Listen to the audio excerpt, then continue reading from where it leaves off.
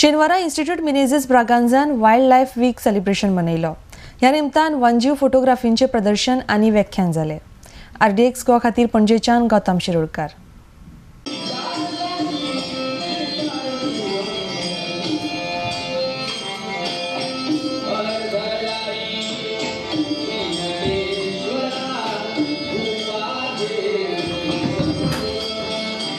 October हा पूर्ण सप्ताह देशभर वन्यजीव सप्ताह म्हणून साजरा करण्यात येतो।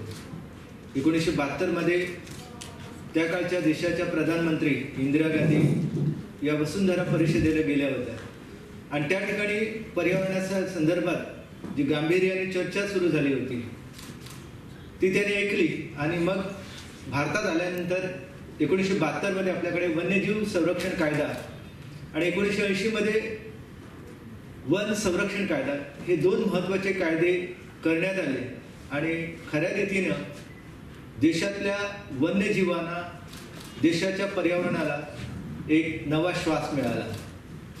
1986 मध्ये पर्यावरण संरक्षण कायदा करण्यात आला। हे तीन जे महत्त्वाचे कायदे आहेत या तिन्ही कायद्यांचा अभ्यास केला तर आपल्या लक्षात येईल की आज या कायद्यामुळे थोड्या प्रमाणात का होईना आपल्या देशामध्ये वन्यजीवांचं अस्तित्व, पर्यावरणाचा प्रश्न याला न्याय मिळण्याची परिस्थिती निर्माण झालेली आहे। 1987 साली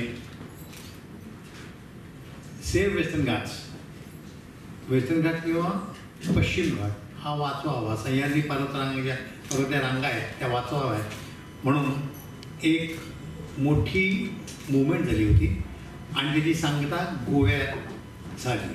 त्यावेळेला उत्तरेकडनं गुजरातपासून गोव्यापर्यंत लोक चालत आले, तसेच कन्याकुमारीपासून गोव्यापर्यंत लोक चालत आले, प्रत्येक राज्याचे लोक आले आणि त्या लोकांनी शेवटची सांगता इकडे गोव्यात केली आणि त्यांनी काय ठरवलं तर हा वेस्टर्न घाट किंवा आपली पश्चिम घाट हा वाचला पाहिजे।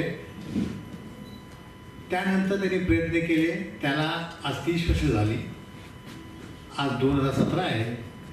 तर 2017 मध्ये मला असं वाटतं की आपल्याला परत वेस्टर्न घाट आपला पश्चिम घाट म्हणजे काय आहे हे समजून घेणं अत्यंत गरजेचं आहे। आपण स्वतः हा पश्चिम घाट म्हणजे काय आहे हे समजून घेणं अत्यंत गरजेचं आहे, कारण नंतर आपल्याला समजेल की का वाचवायला पाहिजे। गोवा हा वेस्टर्न घाटमुळेच आहे तसं पाहिलं तर गोव्यामध्ये जेवढ्या नद्या वाहत आलेल्या आहेत ह्या सगळ्या वेस्टर्न घाटवरूनच सगळं पाणी आपल्या गोव्यामध्ये येतं। पण त्यासाठी आपण काय केलं पाहिजे, आम्ही किती जागृत असले पाहिजे हे आपल्याला कळलं पाहिजे।